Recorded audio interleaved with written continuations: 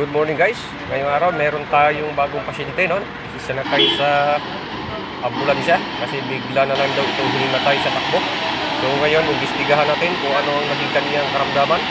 Busog naman daw ito nung bago umalis ng kanilang bahay. Kaya imbestigahan natin kung bakit siya hinimatay. Ang unit nga pala natin guys ay isang Ford Ranger 2.0. Pagkababa niya guys ay siyempre wala nang intro-intro. Diretso tayo, titignan natin kung ano ang nangyari. So dito i-start natin muna, no, kung ano ang naging sira.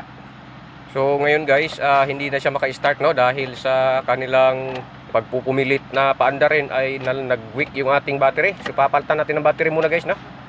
At siyempre, huwag kalimutan, gagamitan natin ng ating pantawas kung ano ang makikita dito, kung ito'y sinaniban ng masamang espiritu. Dahil sa biglaan talaga guys ang kanyang pag-shutdown ng engine. So kailangan natin gamitan ito, no, kung ano ang trouble code na ibibigay ng ating ECU dito sa ating pantawas. At eto na guys, lumabas na nga yung resulta ng ating pagtatawas. So ayan, yung sa engine lang ang tututukan natin guys, no, hindi tayo tututok dito sa BCM. So bale, titignan natin kung ano yung final diagnose. At dito guys ay tatargetin natin ang sinasabi ng ating pantawas, no, yung tinatawag na fuel level sensor.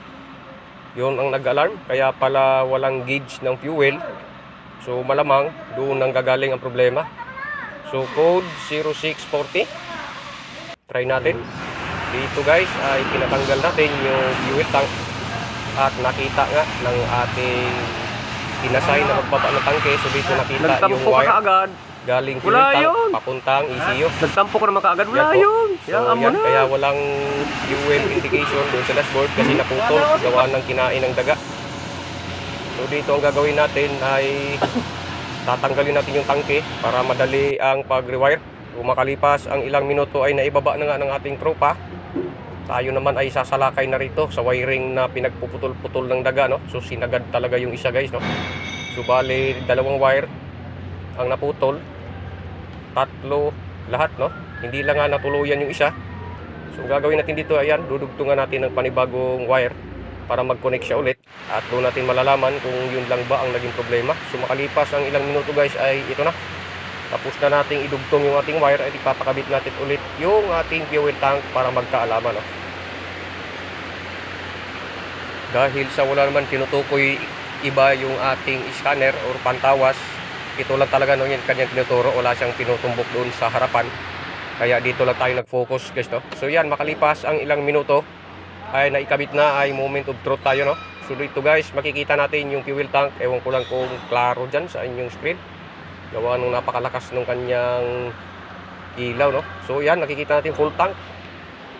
So titestingin natin ngayon guys yung mga fuse ay kasi baka naglapat yung mga wire na yon, kaya kinakailangan natin inspeksyonin muna yung fuses natin, no, kung wala bang naputol. Ganun naman talaga guys, no, basta't may troubleshooting, kailangan natin talaga mag-testing ng mga fuses, no, dahil maaaring mag-cause din doon na may naputol. At syempre dito ay titestingin na natin guys. Tignan natin kung uusok na ang tambutso nito. Full tank? Full tank pa. One click na full tank pa.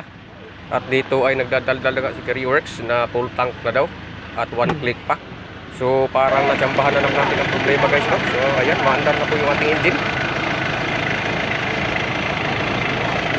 At dito ay dahil buhay na yung ating engine ay wala tayong ibang gagawin kundi i-road test natin, no, kung talagang okay na ito ating ginagawang Ford Ranger, kung sakto nga ba talaga ang pagkakatsamba. So dahan-dahan lang takbo natin dito dahil medyo madulas ang kalsada natin. Baka tayo ay mabulandos at ay ano pang mangyari. So yan, ganyan lang takbo natin at hindi naman to expressway. So siya nga pala guys ay ito nga pala yung tropa natin na inassign sa pagbaba ng tangke. Shout out sa iyo Joven, mabuhay ka hanggat gusto mo. Hanggang dito na lang guys, do. Maraming salamat po sa inyong panonood.